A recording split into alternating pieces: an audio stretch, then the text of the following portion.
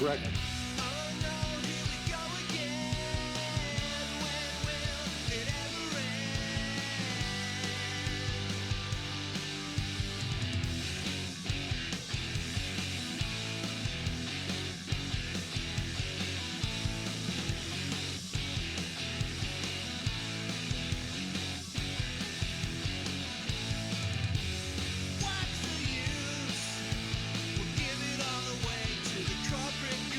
Correct.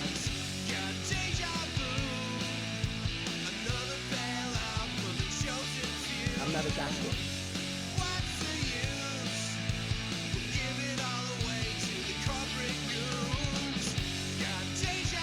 It's just gonna be you and me.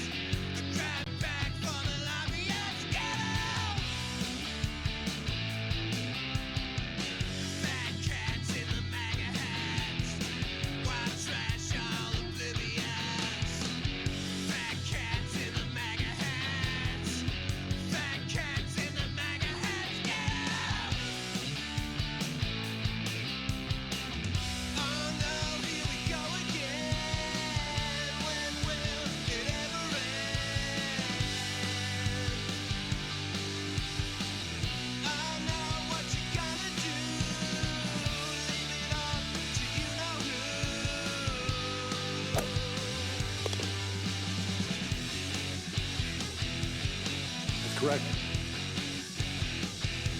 That's correct. That's correct. What's the use? We'll give it all away to the corporate goons. Got deja vu. Another bailout for the chosen few. What's the use? We'll give it all away to the corporate goons. Got deja vu. I'm not a doctor. Another bailout. Bailout!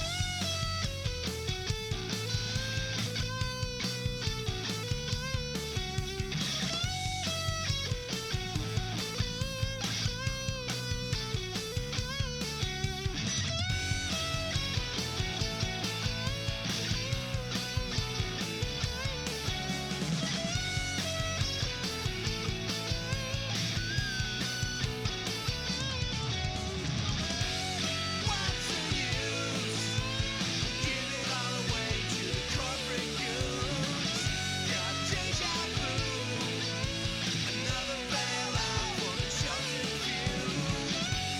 What's the use? We'll give it all away to the corporate goons. Got deja vu. Another bailout. Bailout!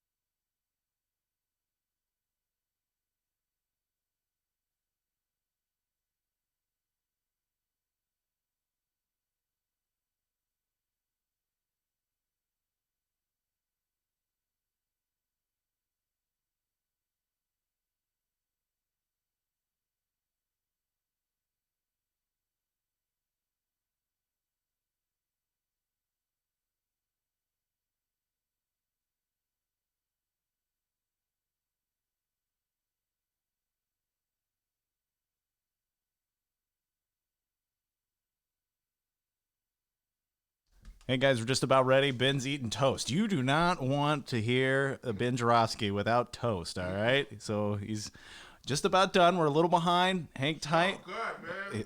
I'm not lying. He's eating his toast. Earlier he said strap it on. What's that mean? All right. Until then, the Curls. We'll be getting the show started in just moments.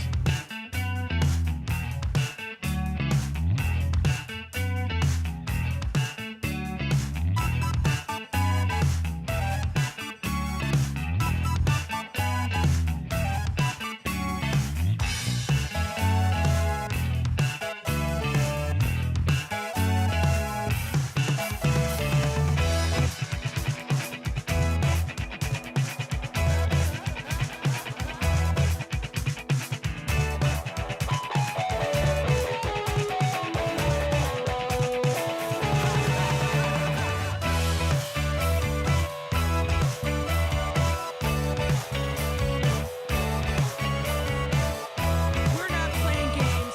We mean business, and we are going to shut this down one way or the other. The time for educating people into compliance is like a fool. So be stupid. Get out of this room. We're going down in the most peculiar way. Correct. That's correct. We're going down in the most peculiar way. Don't act like a fool. Get out of this room. That's correct. I don't care what they say, it's not like you. I'm not a doctor. I don't care what they say, I'm not like you. Don't act like a fool. Get out of this room.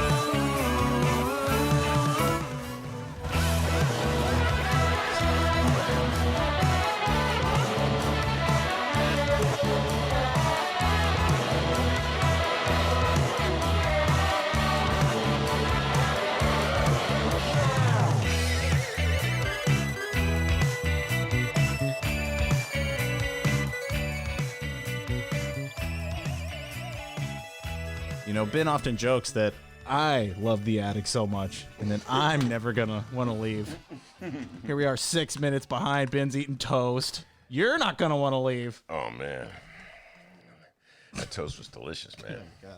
This is who I got to work with today, guys. All right, how's it going? Peanut butter. Woo! God dang, was that good. Hold on. Okay, sure, yeah.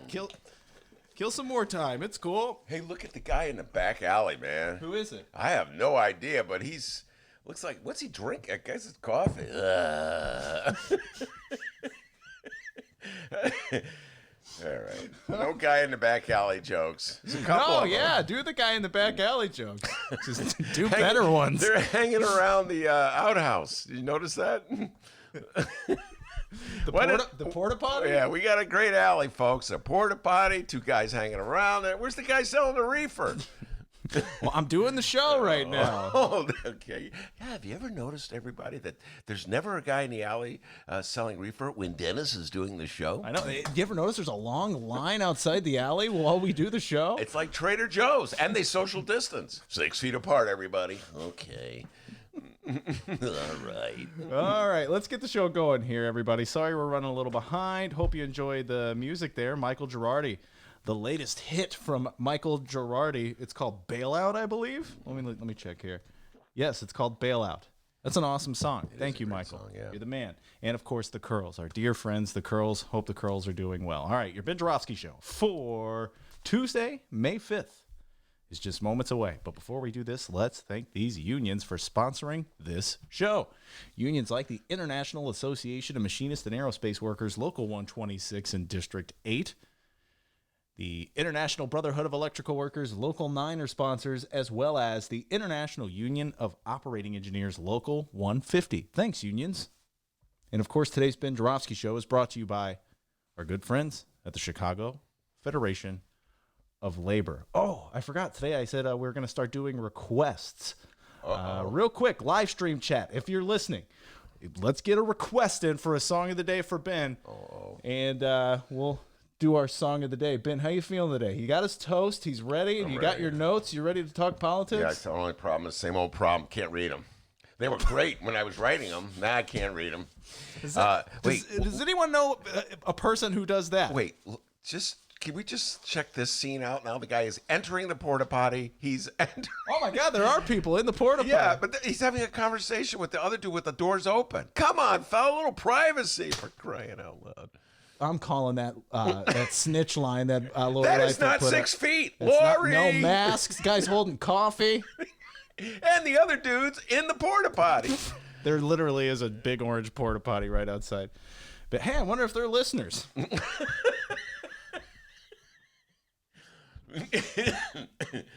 They won't be after this episode. It looks more like the WCPT crowd right over there. All right, we didn't get a song of the day. So, okay, Oh, man. starting tomorrow, I guess we're going to do a song of the day request because we got to get the show going here. Ben Joravsky, give us a song of the day, please. I read a story last night called Drive Your Car, so this is the song. Baby, you can drive my car if you want to be a star. And baby, I love you. Beep, beep, beep, beep, yeah. All right. Oh, wow. You know that song? No. Okay. I don't think anybody out there knows that song. It's an old song from the 60s. A car horn. Beep, sounded- beep, boom, beep, beep, yeah. That's my Ringo imitation. It was Ben a Beatles Joravsky song. show. Okay, the Ben Joravsky show starts now.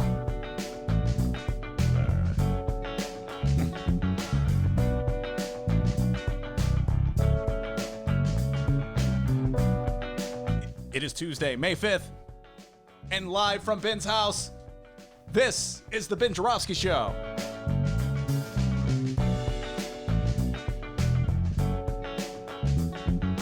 Today on the program, it's the return of our Chicago Reader colleague and Ben Joravsky's co-host of First Tuesdays, Maya Dukmasova, and hey, maybe those fellers from the porta potty will join us.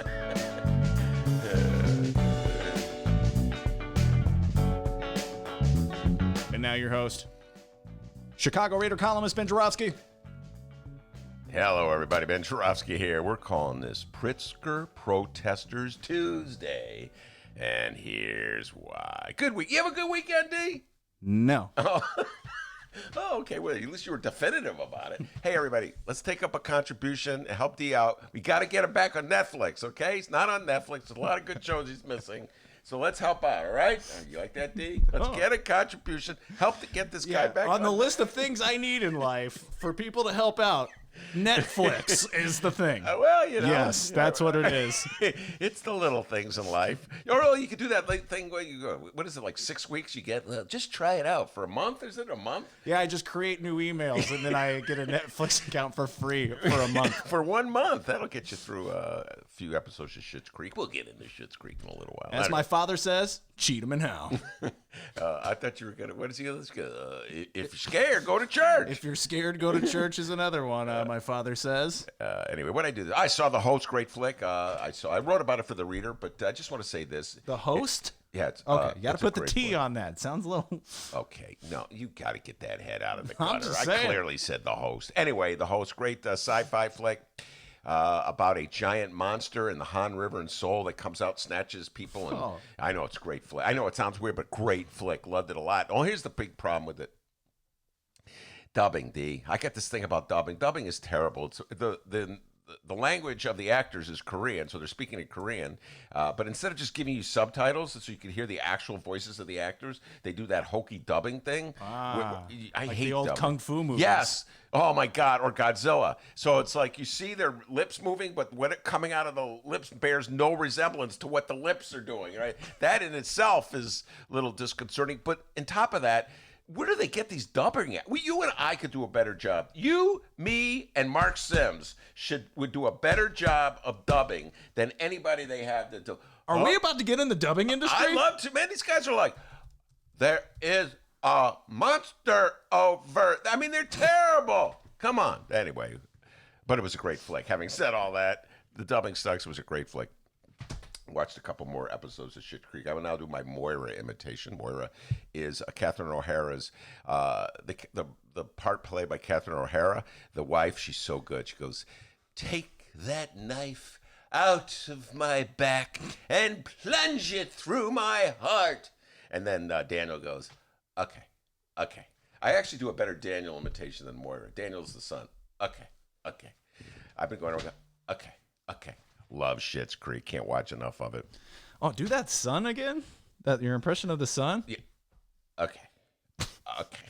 Take that knife out of my back and plunge it through my heart. Okay. Love Daniel. Saw episodes 5 and 6 of the Last Dance, but as one of our listeners said, I'm not allowed to talk about sports on the show, so I won't talk about it. Good. Oh, Dennis, did I tell you that my wife has a baked Alaska downstairs? A what? Yeah, baked Alaska. You're kidding me. I don't know what that is. Yeah, go take a look at it. Oh. I wonder what a baked Alaska is. Is it the state?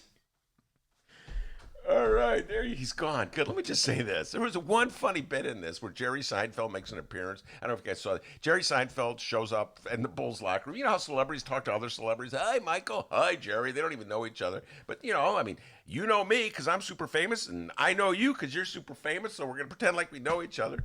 And then there's like this awkward moment where Jerry Seinfeld is in the Bulls locker room. They're about to, get together, have a team meeting. And Is it a cake? yeah, What is that? No, it's right next to the cake. I'm not talking to you, Ben. Is it a cake? Okay.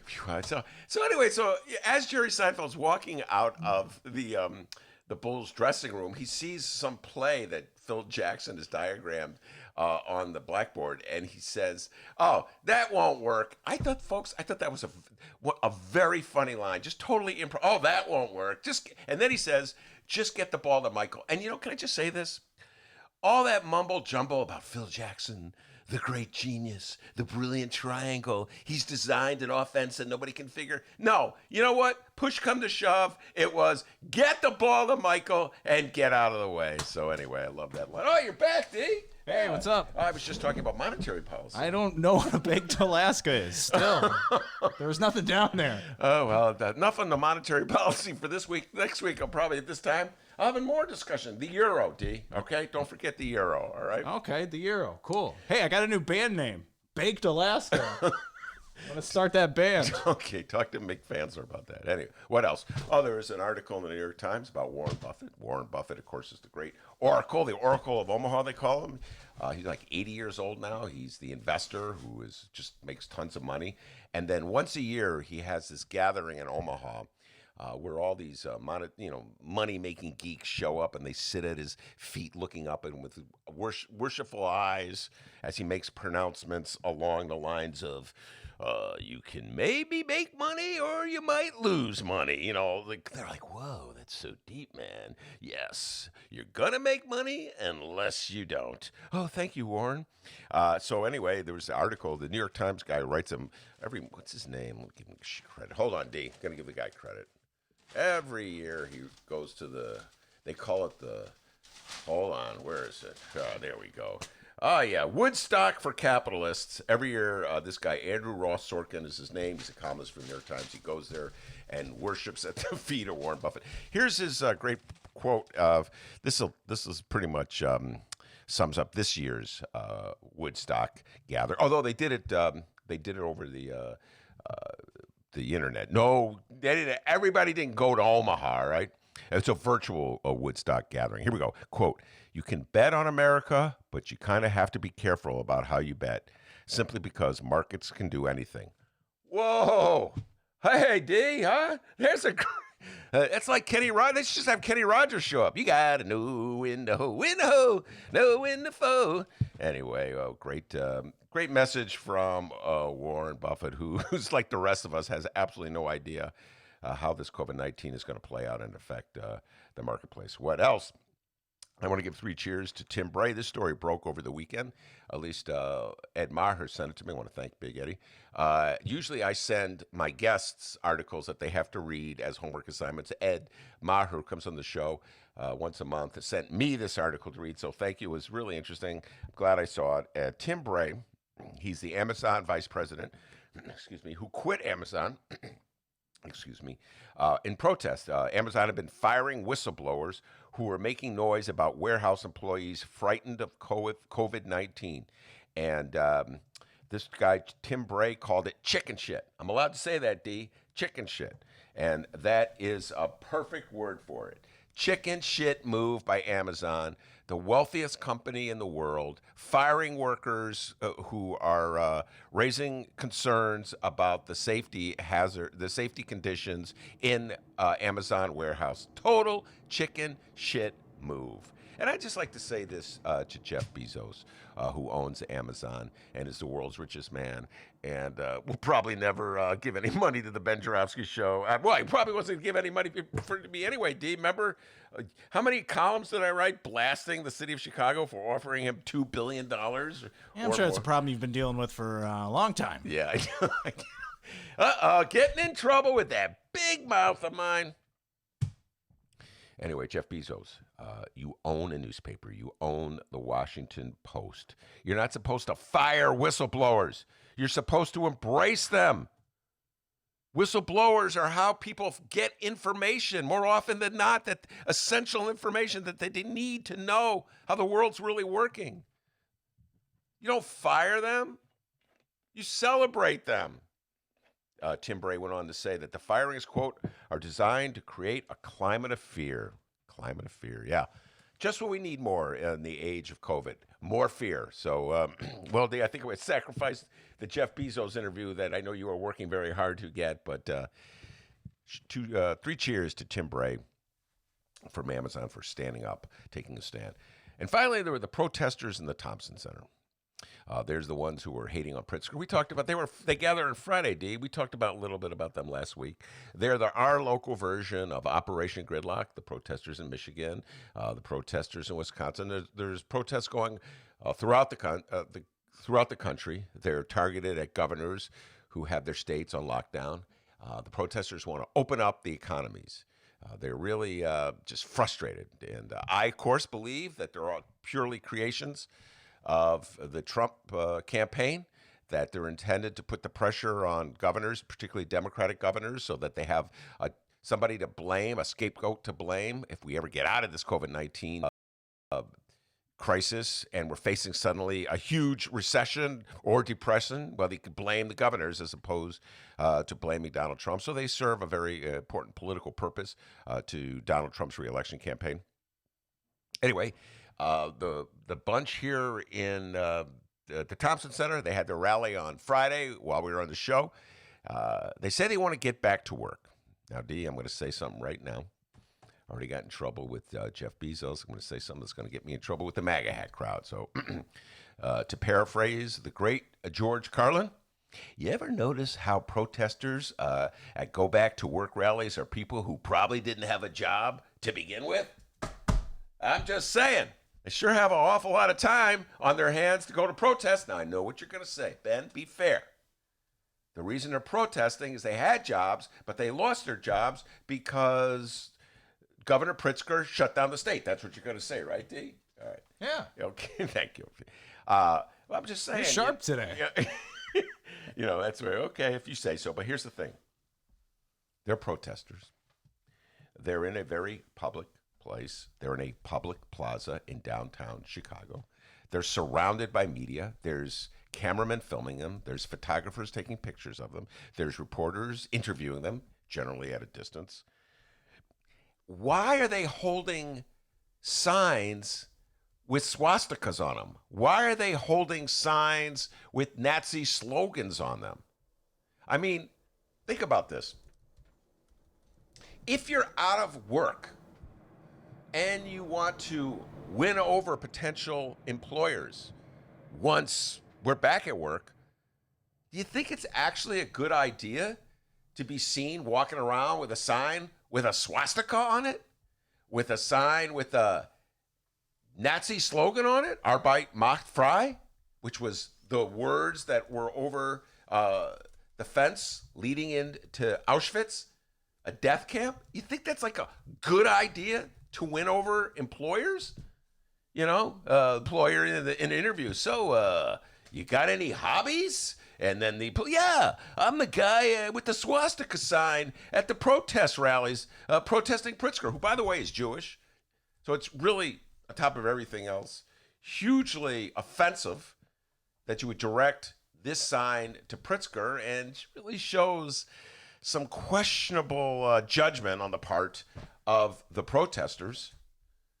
So, I'm just wondering. I got a feeling that these are people who are not used to have to going into job interviews, Steve. Just saying. They're saying, please, Governor Pritzker. No, they don't say please. We demand that you, Governor Pritzker, open up the workplace so we can go back to work. Oh, not sure you're going to get a lot of jobs with Nazi signs. Meanwhile, not one word from Republicans. Oh, they're up in arms about Pritzker. Pritzker's trying to protect the public from COVID-19, but they're too chicken to take a strong stance against the protesters with the Nazi signs. There's a great word for this, D. What is that word? Chicken shit. That's what it is. Republicans, you're chicken shit. We got a great show today. Wow. Yeah, man. I'm feeling it, D. Joravsky's packing a punch this afternoon, Come huh? on, man. Those Republicans. Whoa. By the way, I wasn't the only one. You know who else ripped them a good one? Hold on, D. Sunday's column. You know what? I've been meaning to give this guy a shout out, and I haven't. He really has done a great job, and now I can't find it as soon. Rich Miller, where is it? Rich Miller column in the Sun Times. Oh, the meanest Illinois political bulldog in the yard. Rich Miller writes Capital Facts. He's a political junkie from Springfield. He probably knows more about state politics than anyone not named Michael Madigan, as I like to say. And so he also writes a column that appears Sunday in the Sun Times. And this is interesting. He goes after both sides, ladies and gentlemen. He does. He goes after Democrats and Republicans. But he goes. So he's talking about how out of touch the Republicans are in Illinois with their lawsuits challenging Pritzker's right to close down the state, showing that he points out that the polls show that the overwhelming majority of people in the state favor a stay-at-home order, and that it's even higher in suburban swing district areas that the Republicans absolutely need if they're going to pick up houses in the state house or Senate seats, or even, well, they're probably not going to win Illinois for Trump, but these are the type of voters that Republicans need to win over if they're going to win Wisconsin and Michigan, etc. So anyway, the Republican Party has linked itself to the protesters who wave Nazi signs and Nazi slogans and harass Pritzker. And so he asked, and file lawsuits, let's not forget the lawsuits against Pritzker. So Rich Miller, quote, he asked House Republican leader Jim Durkin's spokesperson if Durkin supports or opposes the anti-Pritzker lawsuits. And the spokesperson responded, Leader Durkin is not planning on filing any lawsuits, and as a firm believer in the judiciary system, he will follow the court's decision on the important issues, end of quote. And that to which Rich Miller writes, not exactly a profile in courage there. Absolutely. Understatement of the year. Too chicken shit to take a stand. All right, D, what do you got for me? I know you got plenty of political news. How's it going, guys? I'm not a doctor. All right. How's it going? Listeners, what's up? Show of hands. Who's lost their minds by now, huh? Oh, and hey, also, quick show of hands. Who likes that Ben talks about the Bulls bit we've been doing, huh? That's pretty good.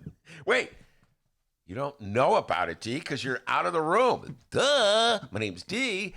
Duh.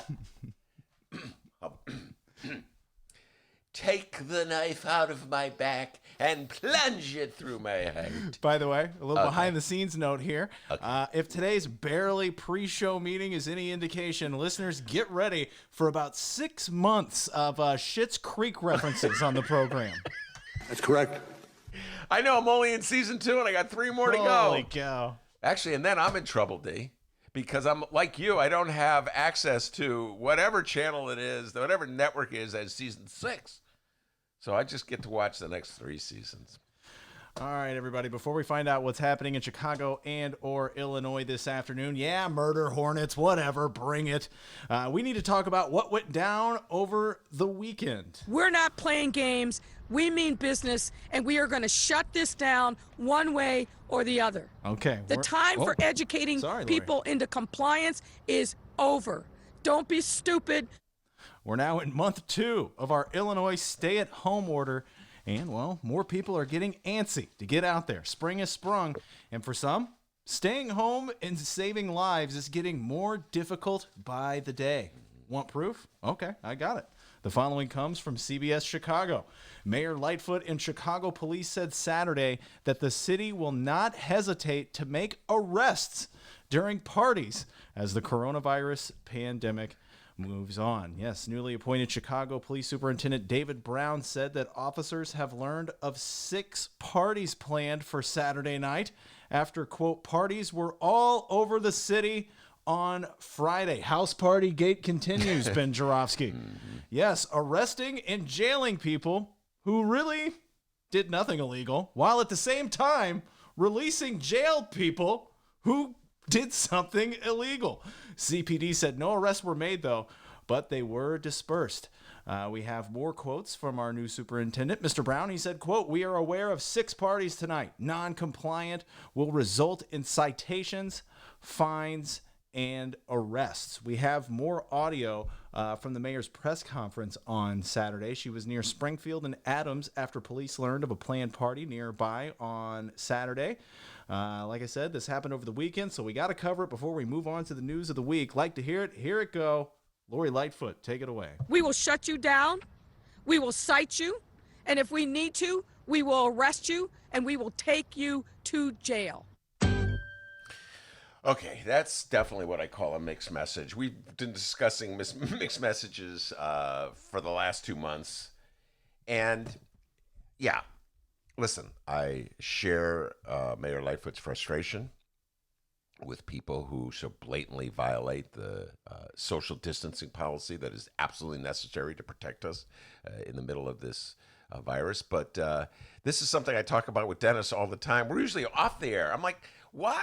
You're letting people out of jail, okay, because it's dangerous in the jail. We're going to have Maya talk about how dangerous it is in the jail.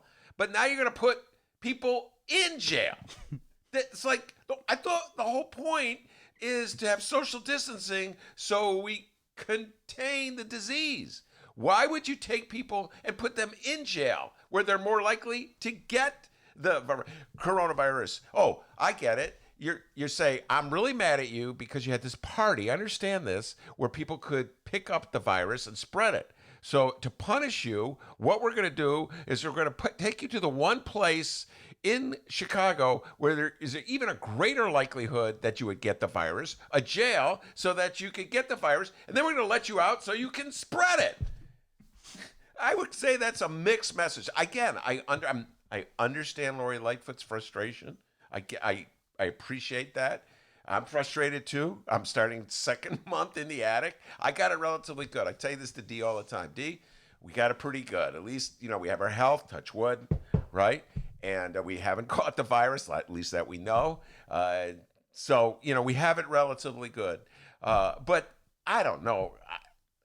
It is freaking crazy out there. And when I hear Lori Lightfoot threatening to throw people in jail because what? They're not properly social distancing them in the name of taking policies that contain the virus, she's going to enact policies that may help spread the virus. So I think she's letting her frustration just get a little ahead of her. There's other ways. I mean, tow cars, give people fines. I mean, there's other ways aside from throwing them into jail. Just saying.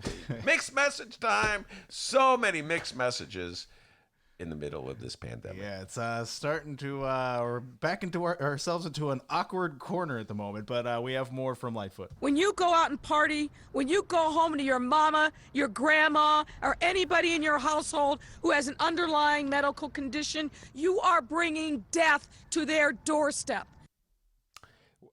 Listen, again, I share her frustration, but if you put somebody in jail where they might get the virus and they let them out, they could still infect their mother or their grandmother. or any relative. So just the whole jail aspect of this, I'm not really feeling, D. Well, I think, just the thought of having 100% every single person in the city of Chicago to comply with something that's not a law, you know what I mean? Like, it's just, you're going to have that, right? Well, there is. That's going to happen regardless, right? So. Yeah, there is the reality. There's going to be people that do that. I'm going to say this here. It'll get me in trouble. Man, I got in trouble with Bezos. I got in trouble with the MAGA hat crowd. Now I'm just going to get in trouble with Chicagoans in general. Not everyone in Chicago is really smart, going to do the right thing. D, I hate to say it. You know what I mean? I like Chicagoans as much as the next person I've chosen to live in this city. But not everybody's the brightest bulb around, okay? I don't know. Are you going to delve into House Party too? Oh, great pre-show planning on the Ben Joravsky show. Hey, you kept talking about Schitt's Creek the entire time. And while I went, this toast. D, this toast. Did you try the toast? Yes. He was wolfing it. You should have seen him eating this toast. Is good. Yeah, I knew we had a show to do, so I ate it as fast as possible. Oh, goody, 2 shows. Oh, Ben, we have a show to do. Oh, Ben was about to write his next column on that damn toast. Anyway, are you going to talk about House Party? No, I don't have anything on House Party Gate. House Party Gate. The Sun-Times, I think it's the 3rd or 4th article they've had. They're really covering this thing well. There was a house party at a home in Galewood. And it's now turning into like a reality television show where the son is fighting with the mother. And their fight is taking place on the pages of the Sun-Times. On one hand, it's not funny. On the other hand, it's kind of funny. Anyway, the son who had the party was blaming the police. All right. He said in the latest version of House Party Gate. Here we go. God, I can't believe I actually turned to it, D. I turned to the right page. That never happens. And he read his handwriting today, guys. We're on a roll. I know. Life is good here in the attic. All right. He goes, he blamed the police. He quote, this is the gentleman who threw the party. So he's at his mother's house. He doesn't live there, but he has a key to the house. He used that key to get into the house, throw the party. All right. The mother works for the city of Chicago.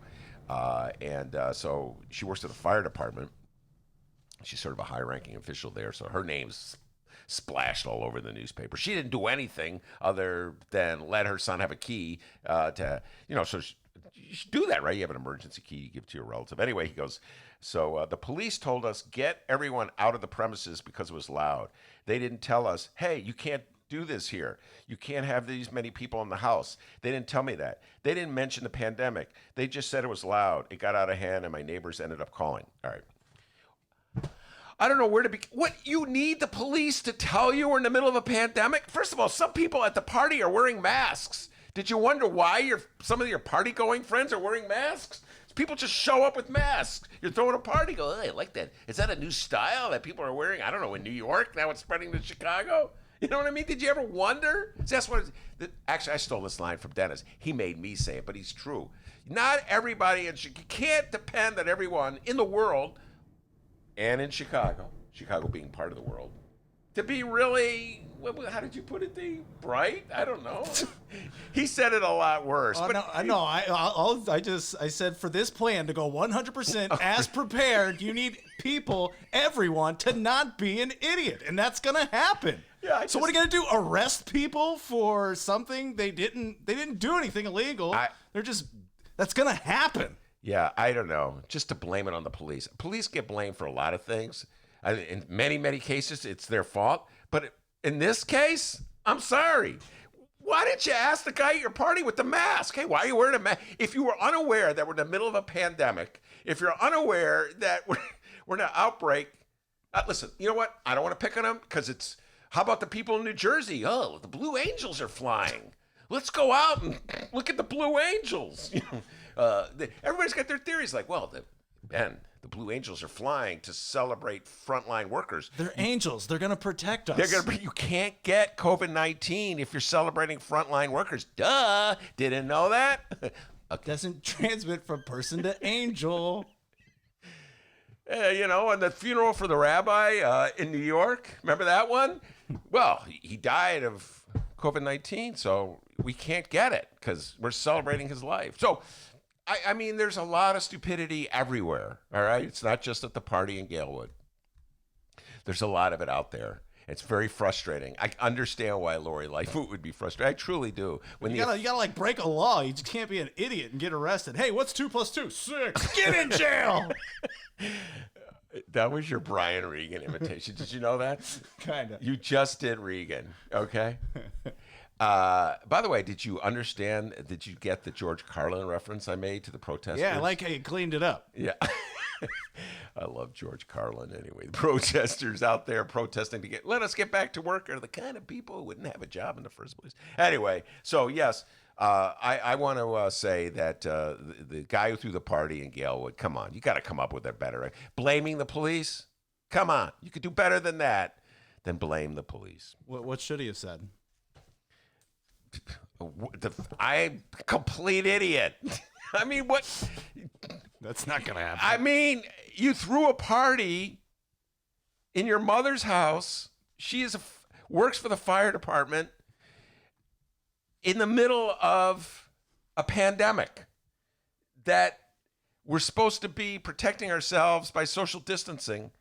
So you didn't know we're in a pandemic? You know what I'm saying, D? All right.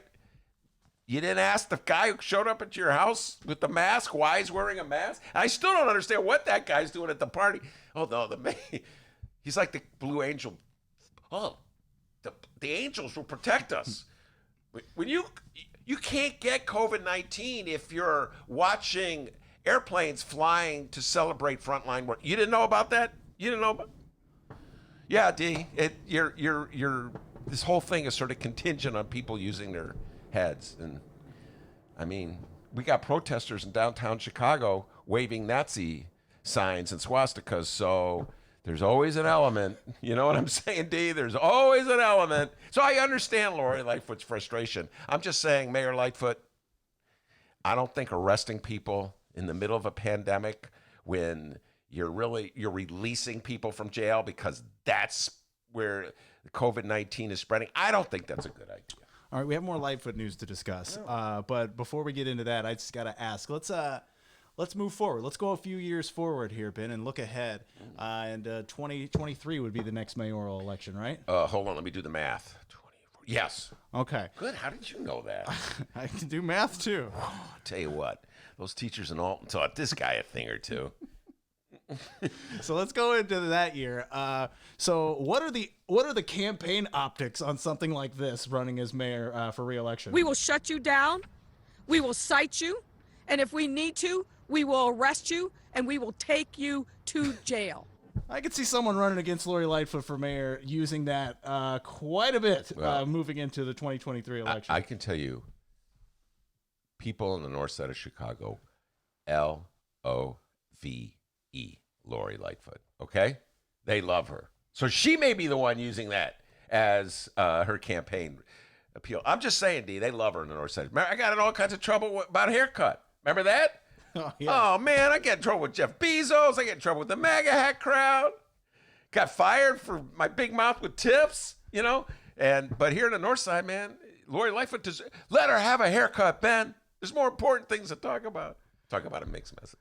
So I actually think that would help her, at least on the north side of Chicago. People love her on the north side of Chicago. All right, Chicago Mayor Lori Lightfoot is ready to roll the dice on a casino. The following comes from Illinois Politico, by the way. A casino. Yeah. Okay. Mixed message. Hey, once this is all over, we got to gamble. we got to. Oh, I'm sorry. Let me go back to reading it, but just the thought of a casino. All right. Anyway, here's what we're going to do. We're going to take hundreds of people from all over the country. We're going to stick them in one room. You know what I'm saying? Where they could just be really right next to each other, sweating. And if you shoot craps, everybody gets their own dice. Yeah, everybody's going to touch the cards. Get your own dice. There we go. That's kind of, well, anyway, I'll let you get back to your story, but when you just said the casino. Okay, Chicago Mayor Lori Lightfoot is ready to roll the dice on a casino, and state lawmakers as well as Governor J.B. Pritzker are in support.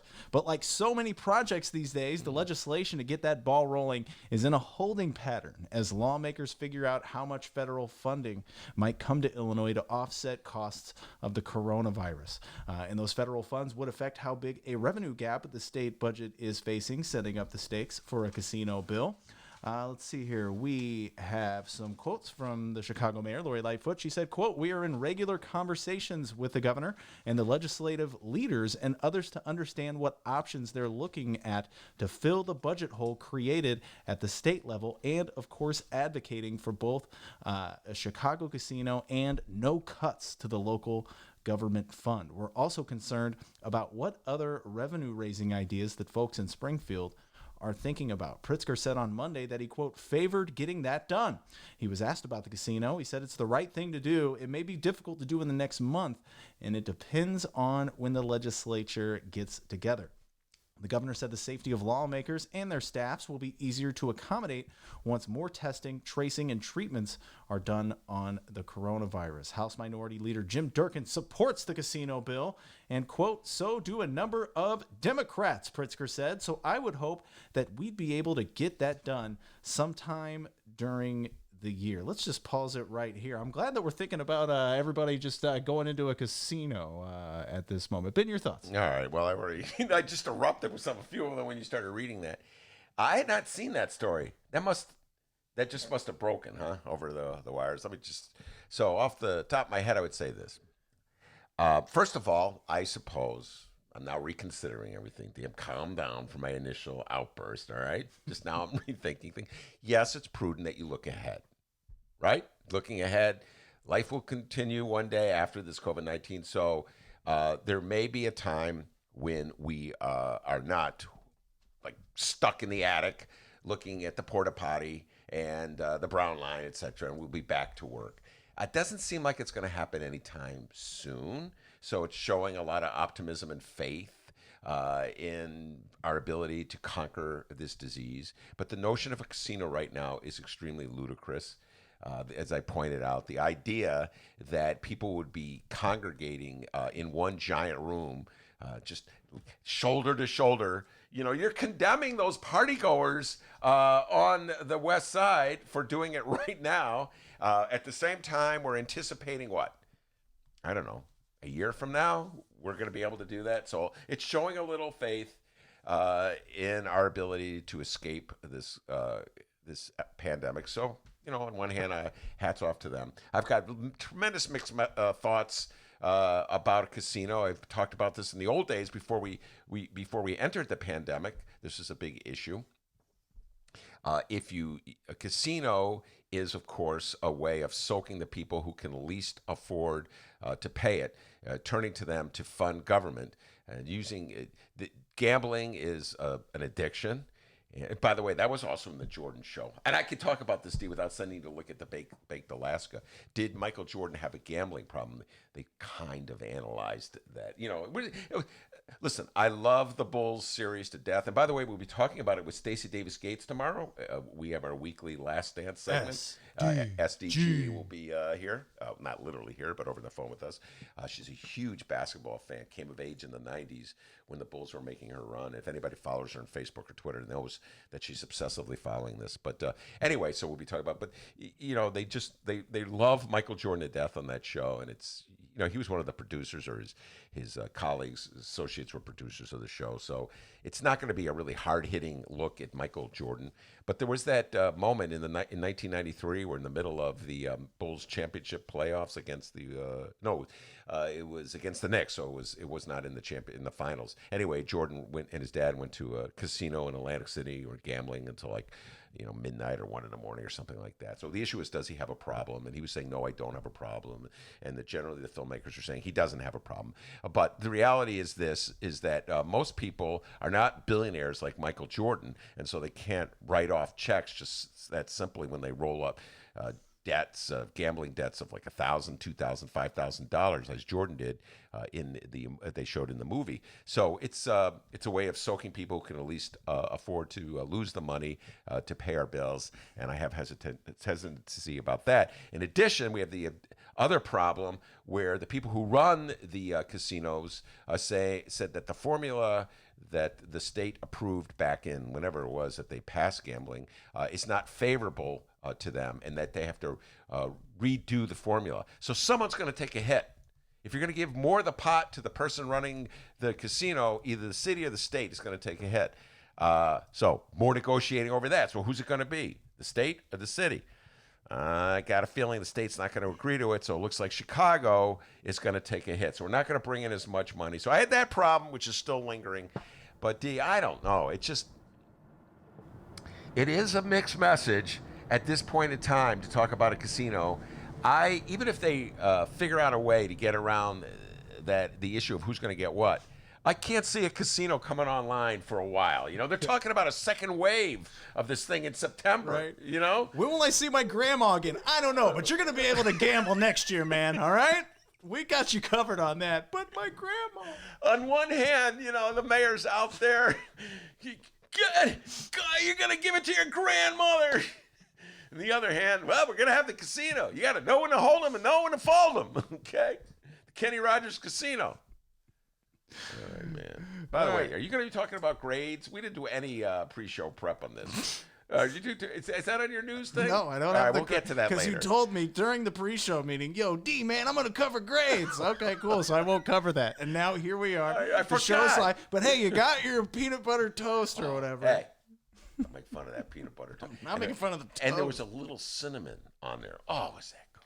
Blue Island Democratic Rep Robert Rita, who's carrying the measure in the House, said the casino bill has been a discussion point of legislative working groups that are meeting through video conferencing. He says, quote, we're on top of that. All kinds of people are involved and interested in this. Well, I haven't met any. By the We're way, hanging around different people there, Robert Rita. everybody, that's all they want to talk about. Let's talk about the gambling, the casino, which won't happen until this pandemic has passed. By the way, we're on a video conference talking about a casino. Don't lose that sight of that. One day we won't be in video conferences. We'll be able to have casinos. It says here there are bigger question marks around other gaming issues, including video gaming and sports betting, Robert Rita says. He says you can't place bets when sports aren't being Whoa! played. I tell you, he's right. Unless you're going to bet on, Well, it's funny you say that. In fact, Ben, I've been betting since sports have been away. I've been betting on TV shows. In fact, I got a bet going on the TV hit series The Masked Singer.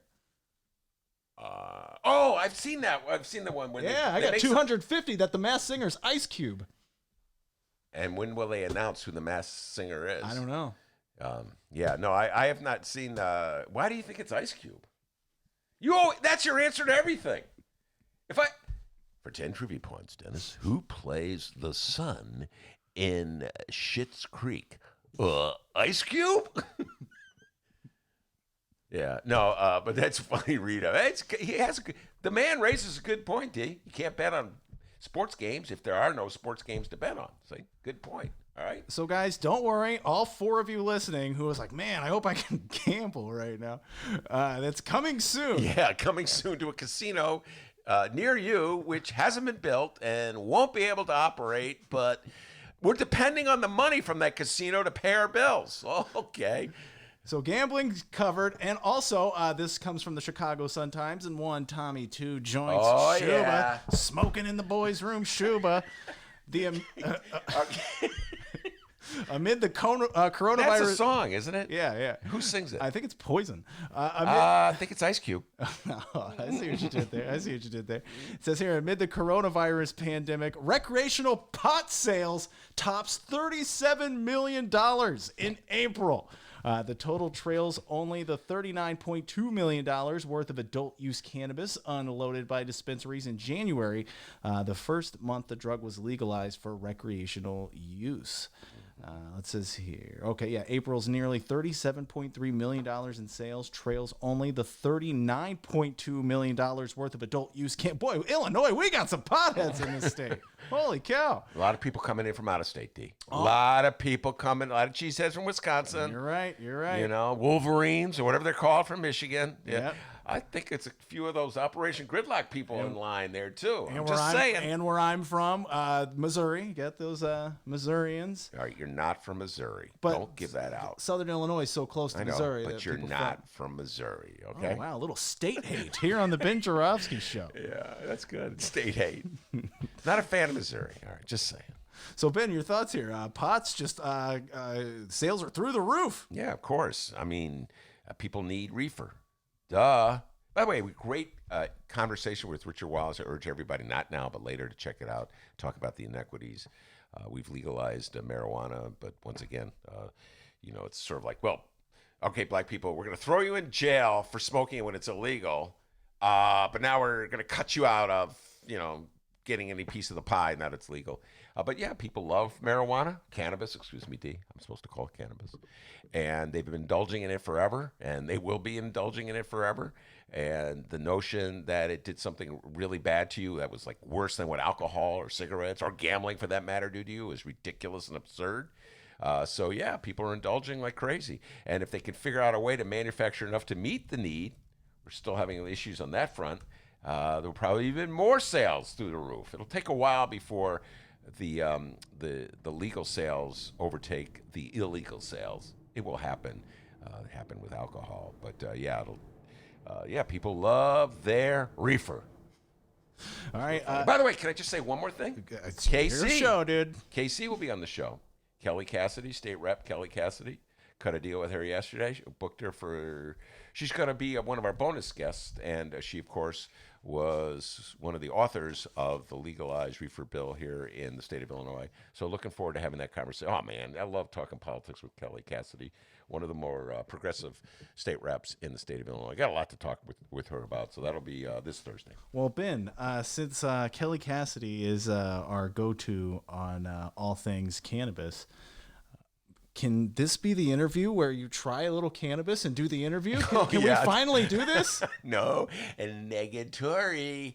That'd be awesome. Kelly,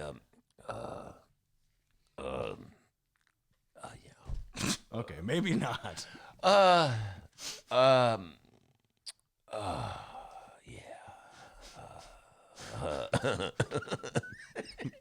Wow, you being sober acting high is even weird. I can't even imagine you actually being high. It's been a while, but oh man. Holy cow, that was weird, guys. Let's go to the live stream chat here before we move on. Coming up, by the way, our good friend Maya Dukmasova. And I have to talk about grades, but we'll go to the live stream first. He's going to talk about grades, guys. Don't worry.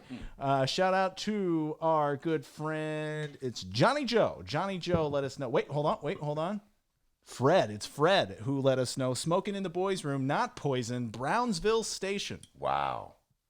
That's excellent. I think he's right. It's a 70s song, isn't it? Yeah, and Motley Crue covered it. That's the version I'm used to. And all 80s hair metal, it just kind of sounds the same to me. So, but I think, was it originally, ask Fred, was it originally a 70s song? Yeah, Brownsville Station. Okay. Oh, like I know Brownsville Station. Oh, then Motley Crue covered it. I see, okay. Smoking in a boys' room. Yes, shout out to Brianna. You're right. She said, damn, that interview with Kelly Cassidy would be like 7 hours long if Ben was stoned. Brianna, you have no idea. KC, oh, man. I call you KC sometimes? Yeah, no, not a good idea.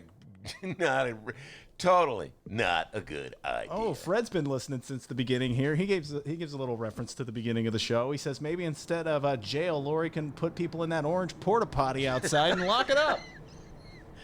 I think it's safer in the orange porta potty than it is in jail. I don't know. You don't have much porta potty experience. Yeah, do I don't you? know. Well, that was the first guy I ever saw go in the porta potty. And he has the door open. Hey, let's talk while I'm in the porta potty. Yeah, anyway. Not a good idea to put people in jail, more people in jail. I know you're mad, you're frustrated. Maybe tow their cars, maybe ticket them. And Ben, have you seen the update on the Murder Hornets? No. You haven't seen that? No. Oh, there's new Hornets in America now. Murder Hornets. You've never seen this? No. This came out over the weekend. I'm pulling it up right now. I have no idea what you're talking about. Well, I have the computer here, and I'll show it to you. Look at this picture of this Hornet right here. Look at this. Oh, my bad God. boy. Yeah, that's our future. It says here from CBS News, roughly 2-inch long insect known as the, quote, Murder Hornet. Boy, we couldn't have changed that name before it came on over to our American news. The Murder Hornet has made its way to the U.S. for the first time ever, researcher says. The Asian giant hornet, Vespa mandarinia, has been known to kill up to 50 people a year in Japan. This is according to the New York Times, and has the potential to devastate U.S. bee populations. The Murder Hornet. That reminds me, back in the day when I was a kid, got into my mind that there was a killer moth. Like, there was a certain type of moth that could kill you. Mom! It was like, Ma, the killer moth. Benny, moths can't kill. No! I don't know where I got this idea. Killer moth. Murder hornet. Oh, so you're saying the Murder Hornets can't kill you? No, it just reminds me of the killer moth. I didn't say that. I just said it Trying to get reminded you me in of trouble. I'm just trying to get you in trouble. All With right. who? I'm already in trouble with who? Oh, more people. Bezos. Boom. There goes the advertising. Lori Lightfoot's crowd. Boom. Ben. Okay. Who else? The MAGA hat crew. Guys, we always appreciate when you reach out to us, and we love reading your comments. So if you're on the live stream, please do that. Also, you can reach out to us via email, BennyJShow@gmail.com, BENNY, the letter J Show @gmail.com. You can find us on Facebook, Twitter, and Instagram on those handles as well. Benny J Show, BENNY, the letter J Show. And guys, we have a phone number. Feel free to call us up and leave us a message if you would like. That number is 708. I almost have this number memorized. 708-658. Wait 1 second here. I got to pull it up here. Come on now. Settings. There we go. 708-658-4788. 708-658-4788. 88. Triple J, Johnny Joe, we love you, but we're looking for more people to send us voicemails as well. That'd be great. We love your Dr. Phil impression and Mr. Burns and all. But That was a good Mr. Burns. that was a very good, way better than yours. Well, that was unnecessary. Oh. I don't even think I have a Mr. Burns imitation. How about my Moira imitation? Yeah, do that again. Schitt's Creek, guys. Take that knife out of my back and plunge it through my heart. That's correct. Okay. That's the son. Okay. All right. The sun's way better. Okay. Can I Grades. grades? This is really on my mind. Sun-Times. The Tribune. I would say we're going to do the Tribune Sun-Times contest, D, except I think I left my Tribune downstairs. Oh, well. boy. Yeah, I know. It was that sandwich. I really loved that toast too much. So the headline of the Sun-Times, does CPS grading pass muster? Get it? Pass. Muster. And Nader, it's a good I article. love mustard. Okay, not mustard. Muster. But so the issue here is what grades to give children in Chicago public schools. And I've talked about this a little briefly. I forget when, a couple of weeks ago when this first emerged. But now both papers have big articles about the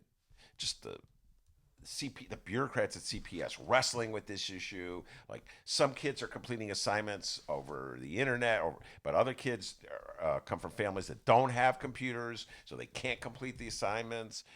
So how do you give kids grades? Because you got to give kids grades. That's dude. Just, you know what? We're in a pandemic. I don't know. You got Lori talk about mixed messages. We're in a pandemic. Just give everybody an A. They're surviving. You know what I'm saying, D? It's like, just let it go. Now, when I mentioned this to Dennis earlier, I'll tell you what. A? Yeah, I'm like, give everybody an A just for helping us. It maybe put a smile on someone's face. Or, since there's people, this year isn't over. Yeah, you may have gotten an A and done well, but there's some of these kids who may have had an F or a D or something, and I say just let's everybody meet in the middle. Let's all get a C. Well, Mr. Party there. Boom, right there in the middle. Hey, everybody, you're getting C's. No, man. Who wants to go to Harvard? Yeah, at least just take the C's. give the kid. Okay, the problem is like, yeah, so a kid through no fault of his own can't complete his studies. So you give him a C. That may hurt his grade point average, his ability to get into a college he wants to. Give him an A. Boom. There. Done. Take care of it. It's out the window. I don't understand why this compulsion that bureaucrats have to like overthink everything. It's just, I hope it's a once in like a gazillion years problem we're having no here. kidding. Just give them an A, all right? And then spend the summer figuring out what you have to do to get schools open in September. I don't know, you may have to go to a situation, D, where only kids go to school who don't have computers. I don't know. Greater minds than mine will figure this thing out, I'm sure. But at the moment, just convoluted explanations of why you can't give, trying to figure out how to come up with a grade that's fair. Just give everybody an A. You just said, well, some kids are getting F. They never got an A. Hey, for the first time in their life, they got an A. The kid could go, hey, I got straight A's.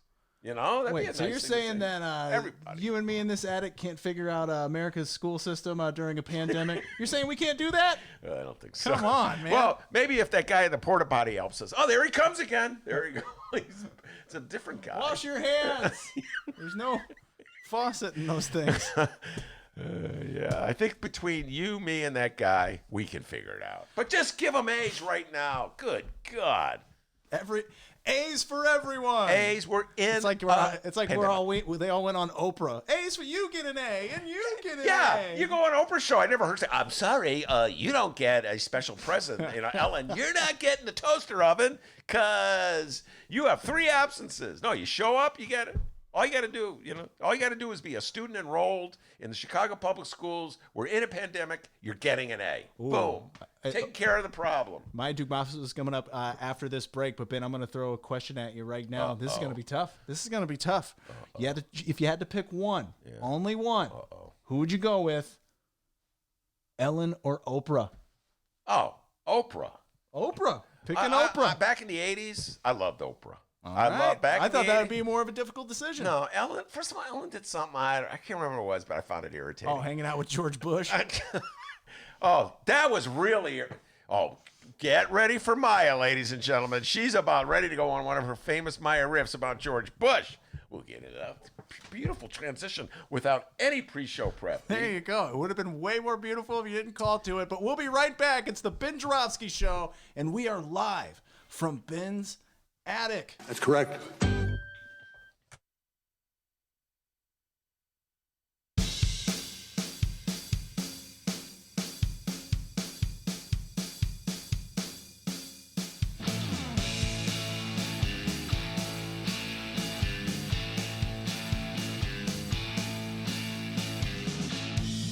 Try not to rock the boat.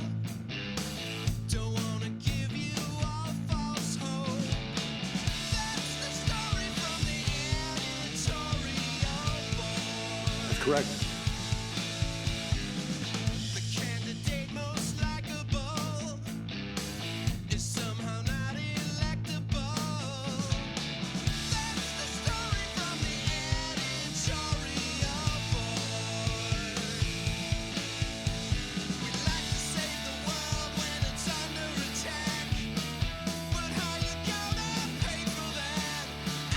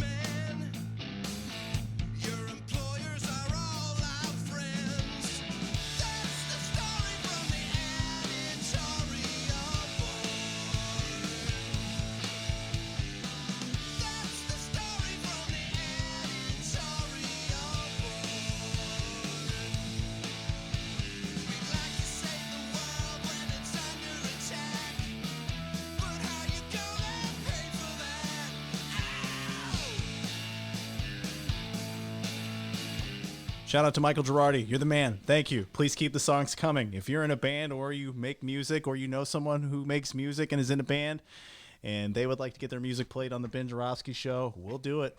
Just let them know. BennyJShow@gmail.com. BENNY, the letter J show.com.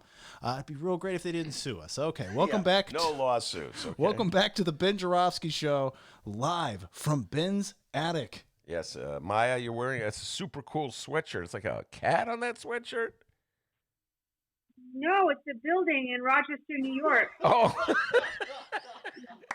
It's Just one of, like a cat, Ben. yeah, it's not a cat. Are we talking on what mode are we using? Oh, who are here? we going to bury today? It's Facebook Messenger. Oh, it's Facebook Messenger. Okay.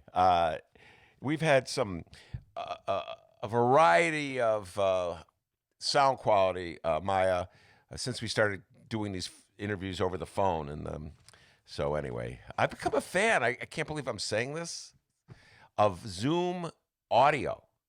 Zoom audio, best sound quality, at least that we've discovered.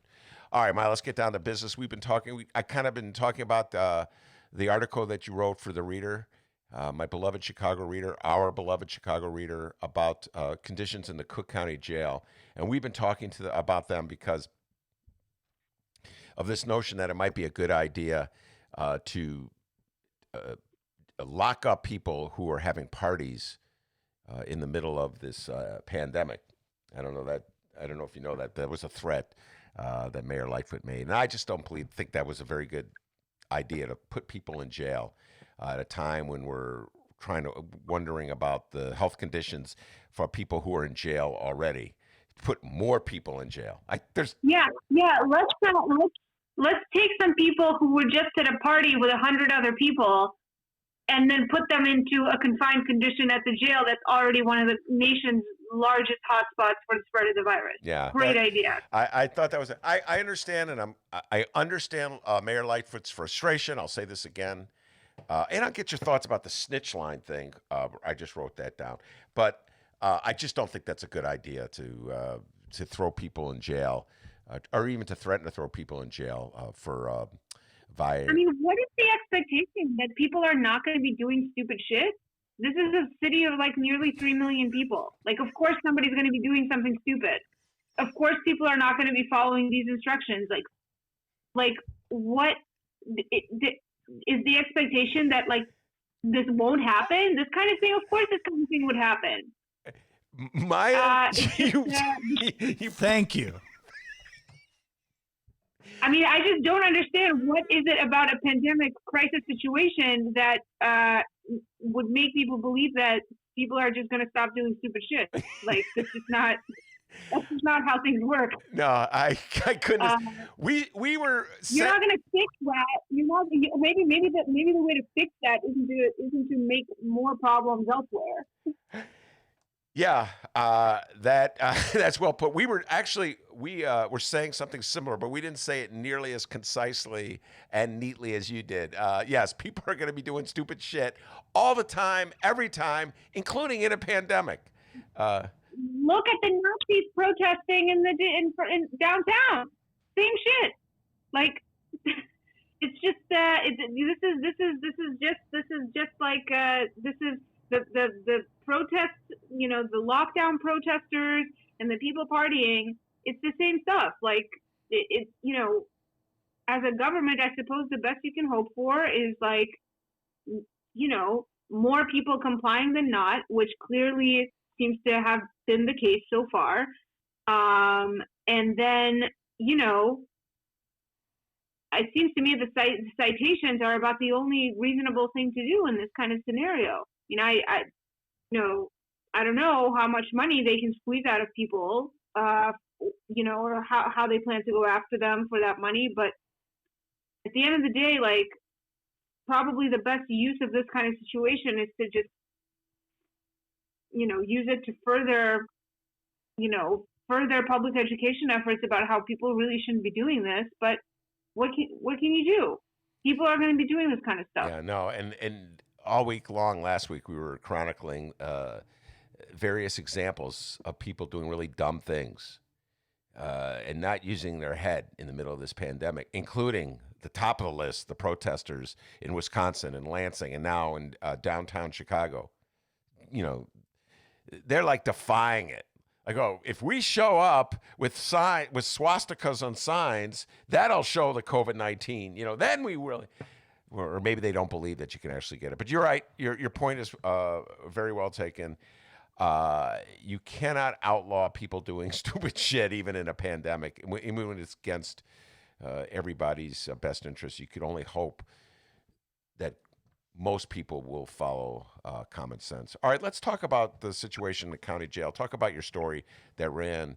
Was it last week? I want to say I read it 2 days ago, so I don't know when it ran. But talk about. Yeah, it's been online since last week, but people can catch it in this week's paper as well. Basically, I just kind of did an overview of the situation at the jail. There are now more than 900 cases of COVID-19 associated with the jail amongst both inmates and guards. 7 people have died, and the thing that sort of there's been pretty regular reporting about this, obviously, but the thing I find is so interesting about this crisis at the jail is that, and you can correct me if I'm wrong or if you disagree with this analysis, because you've been watching this stuff much longer, but I feel like this is probably the first time, like ever, in Tom Dart's tenure, that there's ever been like a real moment where the voices of the people in Dart's custody are telling a story that's at stark odds with what Dart is saying is happening, and they are actually getting through. Like, people are actually paying attention, and these stories are actually getting through the media. And what's so remarkable about these dozens and dozens of accounts that have been, collected at this point, not just by myself, but a bunch of other reporters and advocates who've been trying to raise awareness around the issue at the jail, is that like the stories are remarkably consistent. And once you start getting like dozens of accounts that basically line up pretty well with one another about how there's inadequate sanitation, people are still in dorm. I mean, I interviewed 3 people for that story directly. One of them was a woman who was living in a dorm style setting at the jail in a tier with like 24 other people. The tier had been like something like more than 40 people, and they've moved half of the people elsewhere, but still they were in a tier with more than 20 people. Surfaces are shared, beds are 3 feet apart, phones are shared, showers are shared, toilets are shared. Pretty universally, what the inmates are saying is that there's not adequate disinfection happening. The masks that are, being provided to inmates are different. People in different parts of the jail have different stories about like how often they're getting the masks. One of the things that I found so disturbing was that the testing was only happening. What the inmates kept saying is that they're only going to test you if you're running a high fever, and no other symptoms that are associated with COVID are going to get you a test. And what was so crazy to me was that in March 23rd, I believe it was. Let me just make sure I have the date correctly. But no, March 27th. Tom Dart and the head of the jail hospital, which is technically under the Cook County Health and Hospital System, they both had a press conference with Tony Preckwinkle, and the head of the jail hospital was saying that they're going to test everybody who's symptomatic, that they're testing everyone who's symptomatic, and that is clearly not what was happening in the weeks that ensued. They weren't testing everyone who was symptomatic. They weren't testing everyone who had been in contact with somebody who had tested positive. And Dart had said that they were single celling everybody except for people who were, for mental health reasons, couldn't be left alone in a cell. But, then it became clear that wasn't the case either. There were lots of parts of the jail where there were still people to a cell. There were still dorm style facilities. So, it's just, I think over the years, there have been plenty of instances where like someone sues Tom Dart, or, some advocates gather a few testimonials of people who are experiencing a certain kind of, ill treatment in the Cook County Department of Corrections or whatever. And like always, I feel like Tom Dart has been able to always kind of have introduce enough, like, I guess, plausible deniability into the picture to sort of spin the narrative around what was happening and work his PR machine in a way that made you introduce skepticism of the testimonials of people saying that there was something wrong, or to kind of discredit them in one way or another. And what's so remarkable about this moment is that there's like more than a dozen affidavits that were filed as part of a federal lawsuit. Journalists are gathering like tons of these stories from inmates, all kinds of inmates who aren't connected to one another. And, it's just kind of remarkable to see that have kind of for that to ring louder than Tom Dart's PR machine. Well, the one obvious difference now than in the past is when there's stories that emerged, I don't know, 10 years or so ago, 5 years ago, whatever, about conditions at county jail. I would say that many, many people who are not in the jail don't care. There's just, they don't care about people in jail. The assumption is they must have done something wrong to be in jail, so that's part of the larger punishment. And our lives are complicated enough. I don't have enough space in my life to care about somebody in jail. When we're in a pandemic, the reality is that if a prisoner at Cook County Jail gets the virus, he or she can pass it once he's not a prisoner or she's not a prisoner at county jail. So that may be a reason, Maya, at the moment, that people feel a little more concerned about what's happening to inmates at the county. I don't know if out there, people in the public who didn't already care about incarcerated people, I don't know if those people are caring more about it now. What I find interesting is that the voices of the people inside are getting just as much airtime as Tom Dart's voice about what's going on in there. Yeah. So as far as this moment at least has, I think, changed the media's attitude towards those people. So, yeah. So what are the obstacles that Dart is facing, and what more could be done to protect inmates and ultimately protect everybody? Because again, protecting guards, protecting anybody who works in the facility, what more can be done? I mean, it's funny because when I asked that question, the response I got was like very wishy-washy and like, we're working hard and blah, blah, blah, blah, blah. Because I basically asked them directly, like, what do you guys need? Like, where are the bottlenecks to providing better care? Is it an issue of like, why can't you put everyone in a single cell? Is it because there's just physically not enough space in your facility? Like what, and there wasn't, they didn't really get into specifics at all. But obviously I think, especially early on, there was just a general dearth of testing, which made sense, right? That nobody was able to get a test. As far as, personal protective equipment, there, again, like Dart hasn't said, like, we need like this many masks or gloves and we're not getting them. And like, here's like what could be helpful for that. So I don't know, it's hard to say, but I do think it's also interesting that this crisis has made it clear that it's possible to have like way fewer people at the jail. Because apparently there's plenty of people that can be released and have been. The jail population is like the lowest it's ever been. So,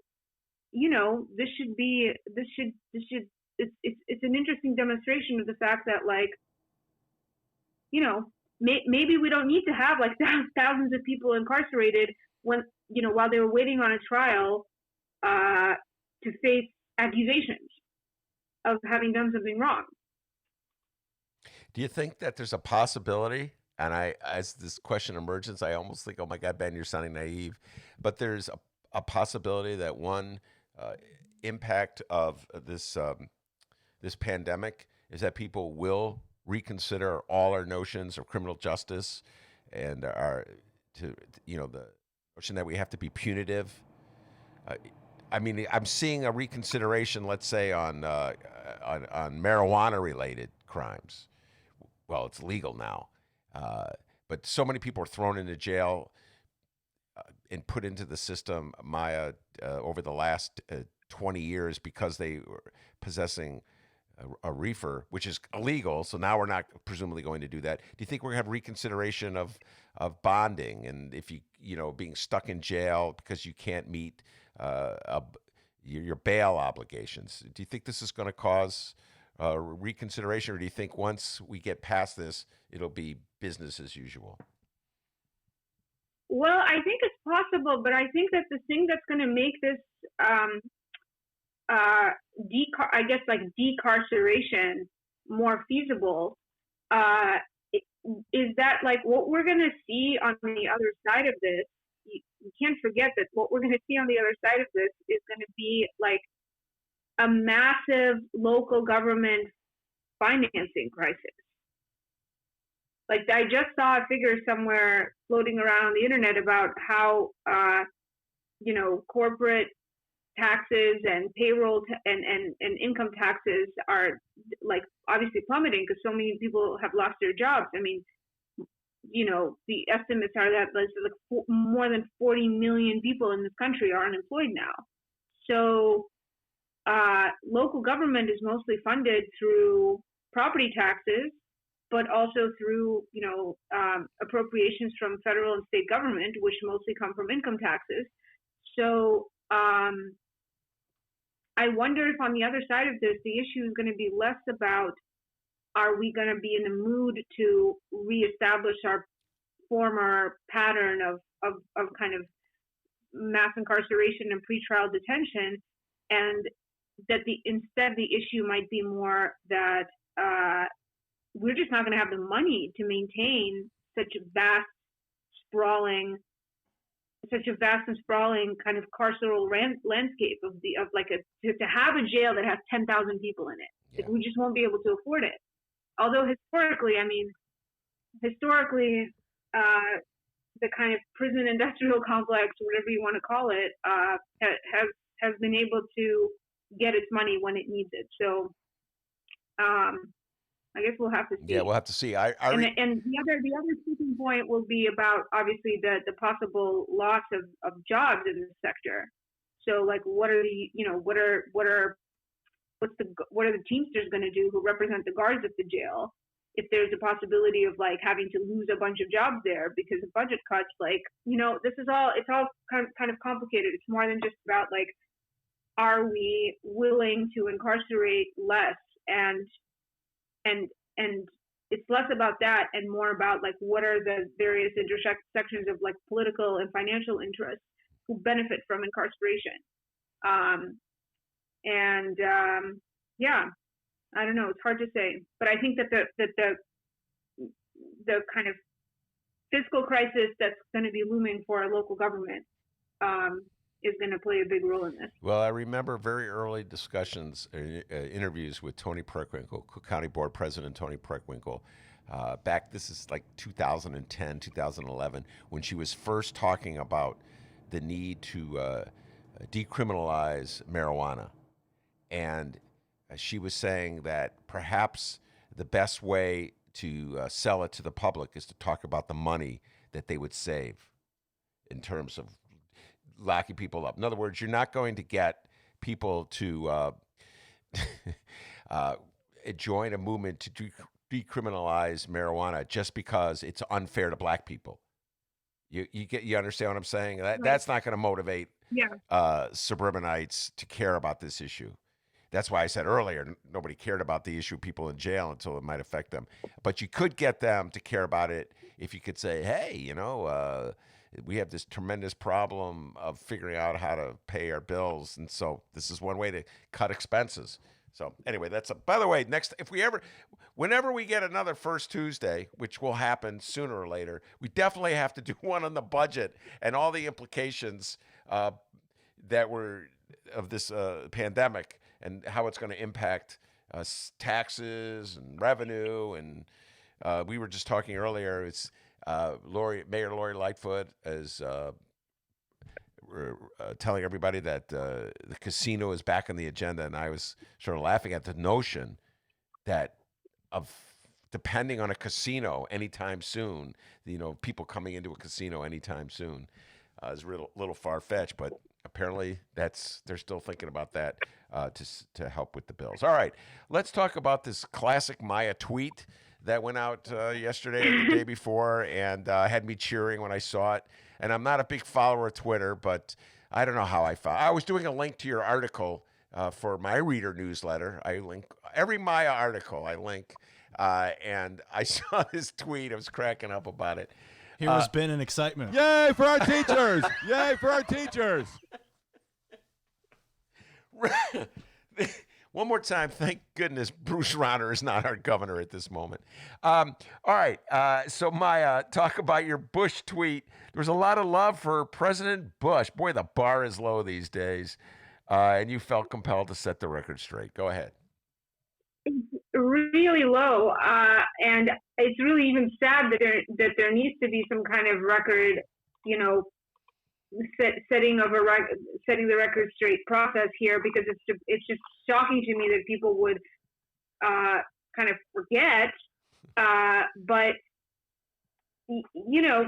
for those who might not have noticed, George W. Bush, popped out of his bathtub or wherever he is at his ranch painting normally, and did this video where it's encouraging the nation to stick together in this hard time, and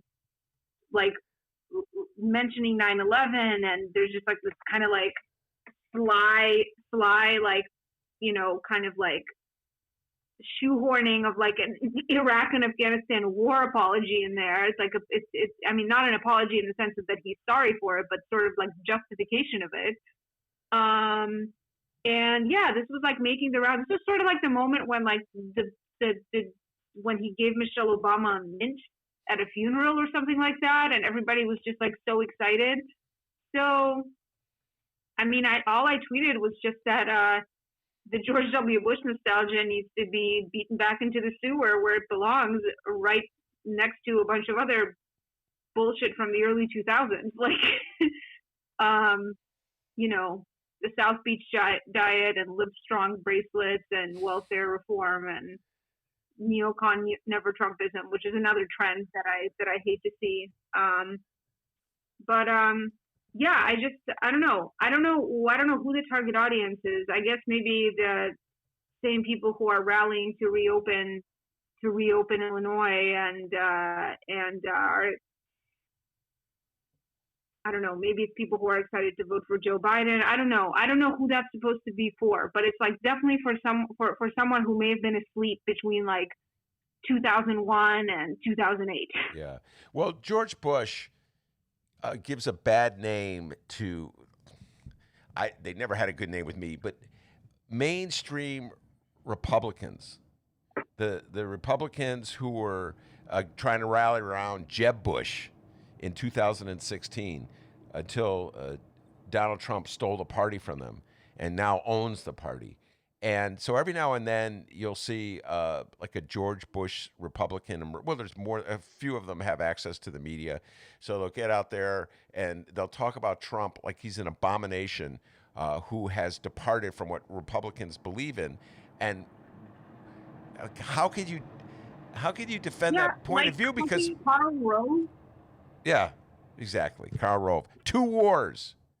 So at first I was really almost reluctant to call Donald Trump the worst president we ever had, because George W. Bush, my memory of him and his presidency and the way he took 9/11 and turned it into 2 wars, I was hard pressed to say that Donald Trump had done anything that bad. You know what I mean? To warrant being the worst, even the worst president of this century, let alone the worst of my lifetime. But since then, Donald Trump is, he's letting me forget about George Bush. Yeah, but the nostalgia for George Bush is very hard to take, and it does alleviate him of the necessity to. You were getting at this, Maya, to just confront the consequences of his wars and his policies. You know what I'm saying? So to pretend as though he did the right thing for America, it gives him. Yeah, I mean, there are still. Look, okay, this was the cover of the New York Times Magazine, not this week, but the week before, is literally Afghanistan's next war. This is about how the pandemic is affecting Afghanistan, which is like totally destroyed in great part because of fucking George W. Bush. And what people are dealing with in this this country, that there's still an American military presence there. There's no political stability. There's the presence of the United States has arguably only made all of their problems worse. So, it's just I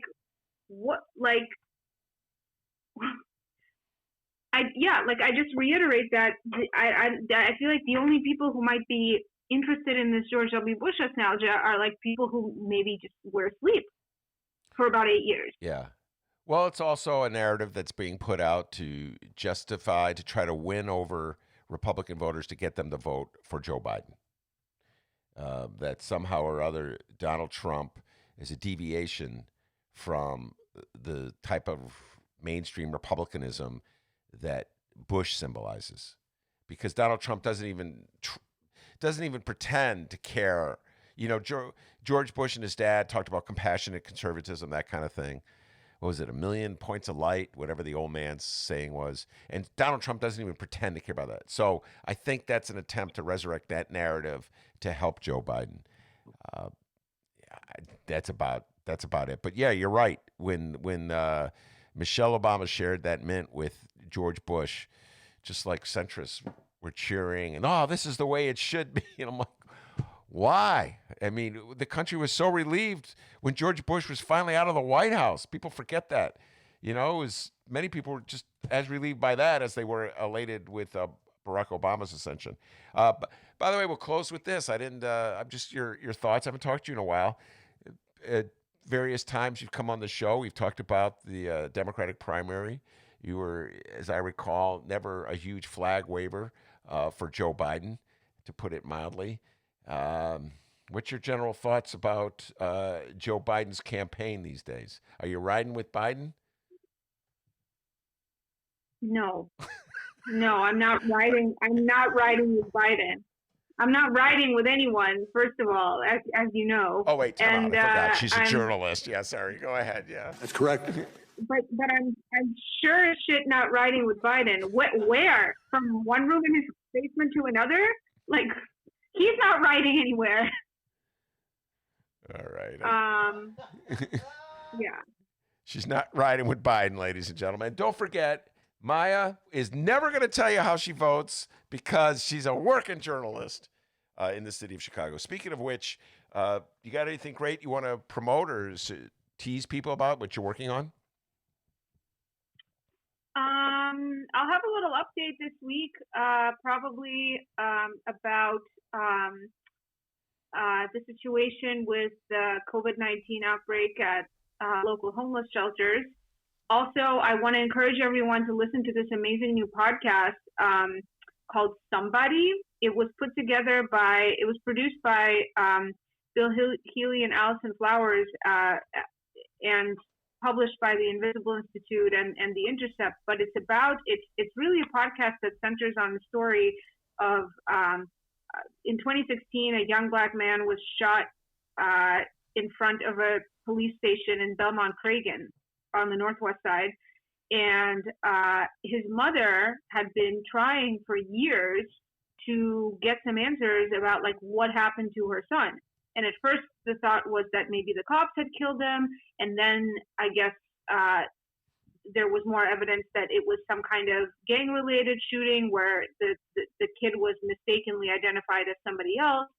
But what is so interesting about the podcast is that it's a really unusual kind of first, like the kid's mom is narrating the whole thing and sort of leading the investigation, and you really get to experience the story from her perspective. And I think, as much as we have heard like so many of these tragic stories of you know, young black men in Chicago losing lives to the police because of street violence.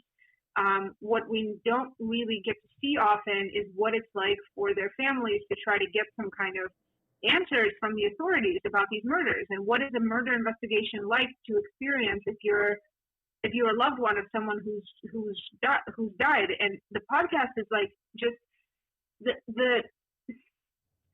how little this woman gets from the Chicago Police Department in terms of like any kind of investigative effort, in terms of courtesy, in terms of compassion, is really mind-blowing. And I think so many families in the city experience law enforcement in this way, even if it's not an issue of like actually getting brutalized by the cops, but you know, even when you turn to the police department to help you with the thing that they are supposedly there for, which is to solve a crime, this podcast really shows like how difficult that is to actually, you know, how difficult it is to get that that service from this institution that's meant to do that work. So the podcast is called Somebody. It's on, you know, all the podcast platforms, and I really highly recommend it. And yeah, that's kind of what's been new in my world. Okay, very, very good. Maya, thanks so much for taking time to talk to us. And can't wait to, like I said, Dennis and I were talking. We're hoping June we're back in the studio. We'll all be wearing masks and go back to a little bit of a routine. But anyway, stay safe. All right, Maya? You too. All right. Maya talking about a podcast, Somebody, and her stories. You can find them at the Chicago Reader. Some good stuff she's done on Cook County Jail, the overcrowded conditions there. And she's not riding with Biden, D. Big surprise there. Boy, shocking. But she's not going to tell you how she voted, okay? Because she's a journalist, and a line has to be drawn. Well, rumor has it, I don't know, maybe the live stream chat can confirm it, but I believe old Jesse Ventura is running for president. You want to get on the JV team, huh? And It's a conspiracy, Minnesota. and also the former congressman in Michigan is running. I'm blanking on his name right now. Frank can tell me it. He's the one Republican who stood up to Trump. And then he's, of course, left the Republican Party. So who knows? Will Jesse Ventura... Here, I have a question for you, young Dennis. Will Jesse Ventura's campaign, if he actually does run and get on the ballot, will it take more votes from Joe Biden or more votes from Donald Trump? Ooh. Young Dennis, go. I would say more votes from Donald Trump. Wrestling fans. Jesse Ventura, former wrestler. Donald Trump, former WWE Hall of Famer. Oh, boy, I can see. Yeah, I Minnesota. I'd say take more votes for JV team. for Trump. Yeah, any left of center vote that Jesse Ventura gets would be a left of center vote that would never, ever, ever vote for Joe Biden. You know, I got to give lessons to the Democrats about. By the way, we'll close with this. My beloved Democrats, you know, I struggle with the Sun-Times had a column today, editorial today, which I vehemently disagreed with this one point. It was one of these attempts to like show a pox in both houses. So a false equivalency is set up between those insane protesters, the MAGA hat crew with their swastikas, and lefties, legitimate lefties who are out there trying to get Lori Lightfoot and J.B. Pritzker to adopt and enact some renter protection. Yeah, so there's a false... On the right, you got these guys with Nazi signs, and then on the left, you got these guys wanting protection for renters. How is that an equivalency? How is standing up for the rights of renters in a pandemic the same as standing on a corner with a swastika? Dennis, please explain that to me. So, you know, when I just think about that, I'm going to put this out there to all my friends of the Dem persuasion. If you want to win over lefties to get them to vote for Joe Biden, it might be a good idea not to set up a false equivalency with Nazis. Just saying, okay? You want to win over the lefties? Don't kind of compare them to the MAGA hat crowd with their swastikas. Oh, God, there's so many lessons I got to teach these Dems about dealing with lefties, D. Well, we're going to be talking to one here in a few minutes, old Daniel Espada, Alderman. Maybe you can teach him some lessons. I don't know. Oh, he doesn't need. He's already a lefty. Everybody, be sure that's going to be available for download, all right? A lot of people on the live stream chat are wondering, hey, where's that second part of the show? Well, it's download only, guys. We really encourage that you go subscribe to the show and go download. So part 2 of today's show with Alderman Daniel Espada is going to be happening. Ben, what are you going to be talking about with Daniel? We'll be talking about the protest. He was at a counter protest. We're going to be talking about the vote that took place in the city council on giving the mayor more power. His proposal to use TIF funds to help fight the virus, the COVID-19. So lots of local and national political stuff. And I want to say Frank just texted me. The man knows absolutely everything. And God bless you, Frank. Justin Amash is still in Congress, and that's the congressman from Michigan who is talking about running against Donald Trump. Frank, if I ever get hit by a bus or something, dude, you can fill right in, man. You do a great job. You're awesome. You'd be an excellent producer of a podcast. Just saying. Definitely when we get back in the studio, bring him back on the show. Shout out to our good friend Brent on the live stream chat. Right on time, Brent, especially right before we were about to jump off here. Brent just puts, still not voting for Biden. Oh, Ben spit out his water there. That was a spit take. It's early. He may win you over. He may win you over. He's still got 6 months to be won over by Biden. So. Seriously, though, go check it's Chicago Sun-Times, Chicago Reader websites, and wherever else you download your favorite podcasts, all right? It's our part 2. We do that every day, and we still have bonus content there as well. I'm just going to say it. We're the hardest working podcast in America, damn it. That's correct.